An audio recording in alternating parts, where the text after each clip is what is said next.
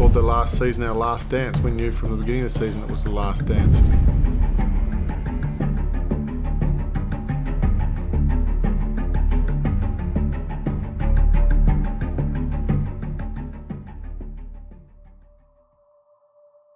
It must be every young basketballer's dream to play with Michael Jordan and the Chicago Bulls, one of the greatest sporting franchises.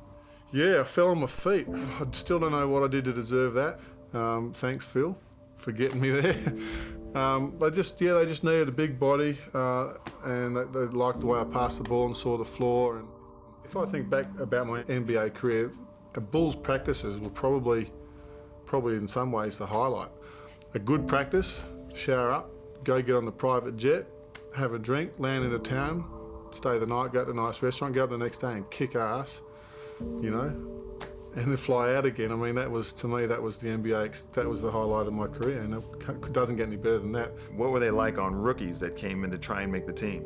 The sort of guy that'd been around a few years and thought he was a bit cool and just wanted to, you know, to take shots or whatever, was never going to make the team, and it was always fun to see them weed each other out. And it was fun. I've described Michael before as a predator, you know, like a sort of a big black cat.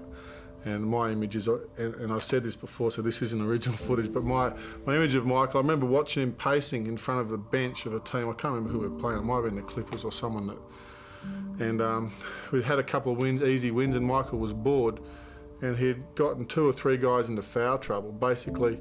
And I saw him pacing in front of the bench of the other team, you know. It was like a big cat outside a sheep pen, you know. He was waiting for the next sucker to come. He was going to rip his guts out and throw him over his shoulder and bring on the next one, you know. He just loved it. He was bloodthirsty little bastard when it came down to it. You said you and Mike didn't get along. What did you mean by that? To begin with, I think Michael was doing what he did to rookies, what he was doing to me. He was just testing me, seeing where my boundaries were, seeing what buttons he could push, how he could drive me, and I probably saw through that a bit and, you know, didn't want to take the bait or whatever, so we had a few clashes, but he knew that I'd do the little things he needed to get his job done. So at the end of the day, it was a respect thing, and once you find that respect, once we found that respect, then it was easy to get along. Well, you knew your team was going to be dismantled. What was it like then going on to Phoenix? I accepted it for what it was. I was grateful for the ride, you know, for the excitement, we called the last season our last dance. We knew from the beginning of the season it was the last dance, and we treated it like that. We had fun, we made the most out of it. Every practice we enjoyed, every plane trip we made fun.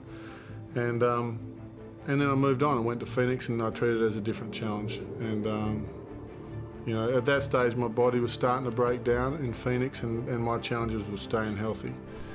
And it was a whole different culture there, and yeah, I didn't enjoy my Phoenix experience or my New York experience. In contrast to Chicago, obviously I was still in the NBA and making nice money and doing all that, but it was a letdown for sure. You know, definitely a letdown. How could it not be?